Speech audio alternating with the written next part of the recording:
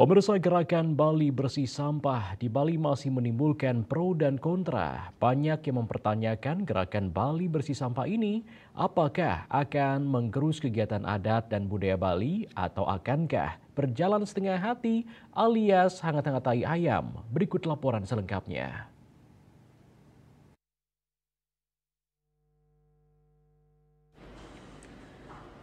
Jero Bendesa Adat Batuyang Gianyar Guru Made Soekarto dalam dialog Merah Putih di Warung Bali Coffee Jalan Vetra 63 Denpasar Rabu 16 April 2025 mengungkapkan bahwa gerakan Bali Bersih Sampah didukung komponen masyarakat Bali, termasuk pembatasan air minum dalam kemasan AMDK di bawah 1 liter.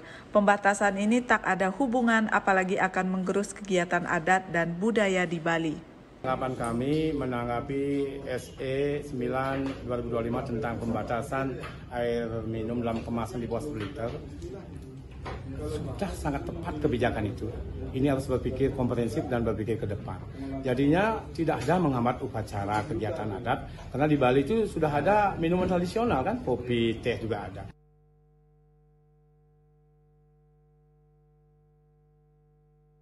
Pelaksana Teknis Kadis Kehutanan dan Lingkungan Hidup KLH Provinsi Bali Imade Renten mengakui masalah sampah menjadi isu sentral di tingkat nasional. Hasil kajian menunjukkan Bali memiliki timbunan sampah 1,2 juta ton di tahun 2025. Dari angka itu 65% sampah domestik dan organik dan 17% sampah plastik.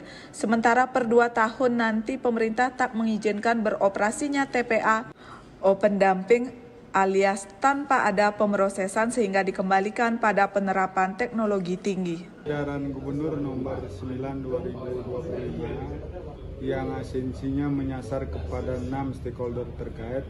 Fokus kami adalah di desa, kelurahan, dan desa adat.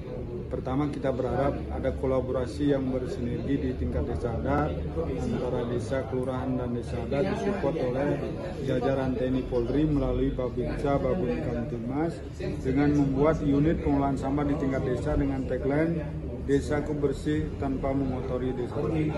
Apalagi Bapak Gubernur dalam surat edaran tersebut, ketika desa, kelurahan, dan desa adat yang tata kelola pengolahan sampahnya sudah bagus, akan ada penilaian desa yang terbagus.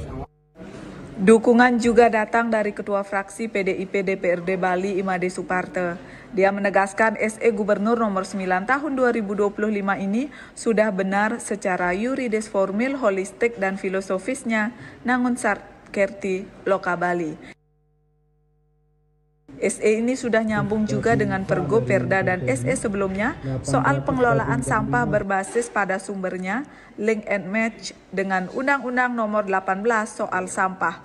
Bahkan dia ingat Pergub 97 tahun 2018 pernah digugat dan dimenangkan oleh Pemprov Bali, makanya ia yakin gerakan Bali Bersih Sampah ini tak setengah hati. Prinsipnya kita urusan sampah, bersih-bersih sampah ini karena urusan hulu sampai hilir dan sangat penting dalam aspek menjalankan kehidupan di alam burloka ini, maka itu tidak boleh setengah hati. Harus kita yakin, seyakin-yakinnya bahwa ini adalah suatu kewajiban dan tanggung jawab, apalagi sudah dibuat surat edaran oleh Bapak Gubernur nomor 9 tahun 2025 ini sebagai ukuran, sebagai patokan yang sifatnya komprehensif, maka itu kita harus betul-betul permanenkan. Ketiga narasumber juga sepakat gerakan bersama ini konsisten dilakukan dan terus melakukan sosialisasi ke masyarakat terbawah. Swece dan Desak Aryani melaporkan.